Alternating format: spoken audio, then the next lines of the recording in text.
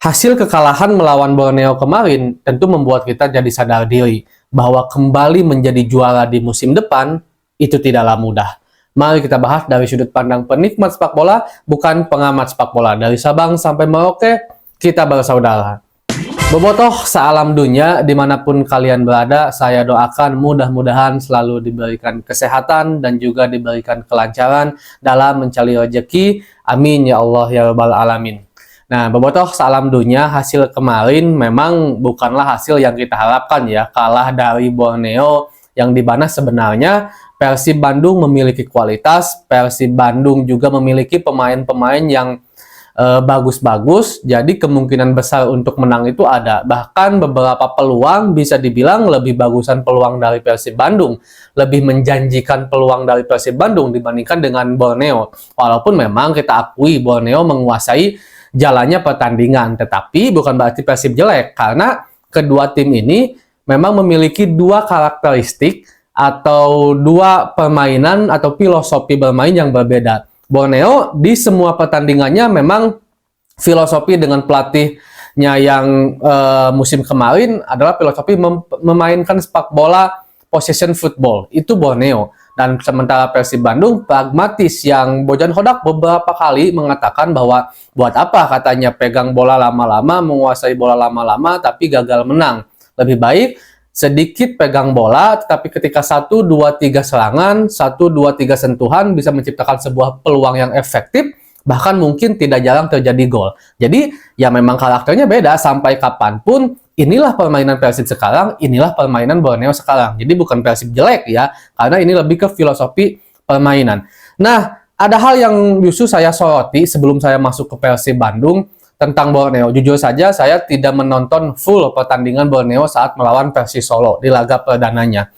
Saya harus akui bahwa Borneo memang kehilangan banyak pemain lah, bisa dibilang pemain intinya, dan banyak pemain asing baru yang datang. Tapi kita harus akui bahwa pemain-pemain asing baru yang datang ke Borneo sekarang untuk musim depan itu pemain-pemain yang berkualitas. Mulai dari backnya yang asal Burundi, saya lupa lagi tuh. Yang nomor 97 siapa, Berginho, saya lupa lagi juga namanya karena baru pertama kali bermainnya, jadi saya belum terlalu hafal. Itu kualitasnya bagus juga, bahkan strikernya pun, walaupun memang strikernya bisa dibilang benar-benar dikantongin sama Nick dan Gustavo, tapi kita harus akui pemain-pemain asing Borneo bagus-bagus kualitasnya, dan ini juga membuat kita menjadi sadar sekaligus lebih semangat bahwa untuk mendapatkan gelar juara kembali atau mempertahankan gelar juara di musim depan ini akan sangat sulit. Selain Borneo juga mungkin nanti ada tim-tim lain yang tidak ikut Piala Presiden. Persebaya itu bagus-bagus loh.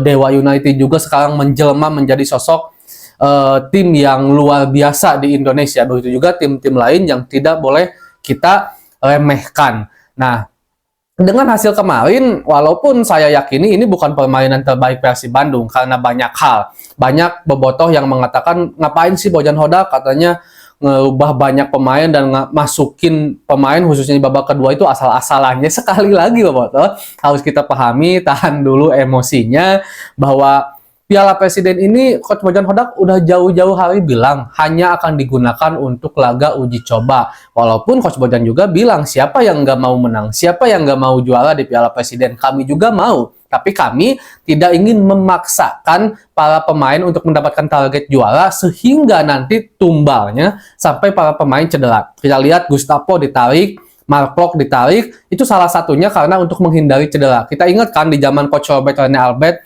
begitu besar tekanan dari kita selaku bobotoh, Coach Robert mungkin memaksimalkan agar harus juara sampai akhirnya Ciro cedera. Dan itu berdampak kepada performa Persib di Liga Indonesia gitu kan, di Liga 1. Dan itu kan berbahaya banget. Nah, mungkin hal seperti itu kembali tidak ingin dilakukan oleh Coach Bojan Hodak karena target utama kita adalah bermain bagus, bahkan back to back juara di Liga Indonesia, dan juga seenggaknya berbicara banyak di Piala Asia. Jangan sampai pemain-pemain yang seharusnya menjadi tulang punggung Persib malah tidak bisa bermain untuk di Liga 1 atau juga di Piala Asia nantinya. Nah, itu sebabnya kenapa Coach Bojan Hodak pada akhirnya memasukkan pemain seperti asal-asalan di babak kedua khususnya. Karena Coach Bojan Hodak ingin melihat pemain-pemain yang nantinya akan menjadi penopang atau menjadi pelapis atau menjadi jawaban dari semacam kekacauan yang mungkin nanti terjadi ketika liga sedang bergulir. Kekacauan maksudnya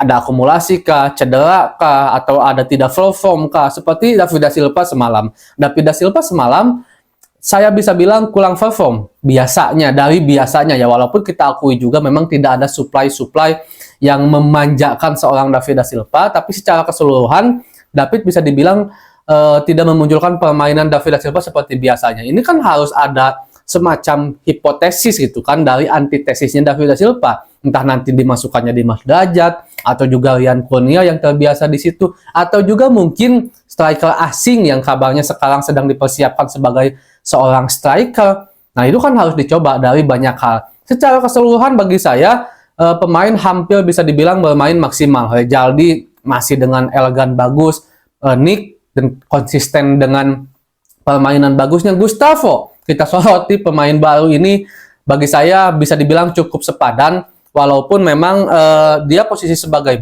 back yang agak posisi sebagai kiri ya, karena kan ada center back kanan yaitu Nick, center back kiri yaitu Gustavo sekarang. Walaupun kakinya saya lihat dominan memakai kaki kanan. Nah, ini apakah perhitungan yang udah dihitungkan juga oleh Coach Bojan Hodak atau enggak? Karena di era sekarang kan banyak sekali sebenarnya pelatih yang mencari pemain tuh bukan hanya dari posisinya, tapi juga dari bagaimana lebih dominan mana si pemain menggunakan kaki kanan atau kaki kiri sesuai dengan posisinya. Tapi secara keseluruhan Gustavo untuk debut kayaknya bagus, dan memang jika dilihat dari CP-nya juga udah sangat bagus lah. Pemain ini bermain di Liga 2 Portugal terakhir kemarin juga, itu udah menandakan bahwa dia adalah salah satu pemain hebat. Dan mudah-mudahan aja Klopp dengan Nick ditarik, karena ya tadi alasannya agar tidak terjadi hal-hal yang tidak diinginkan di Liga.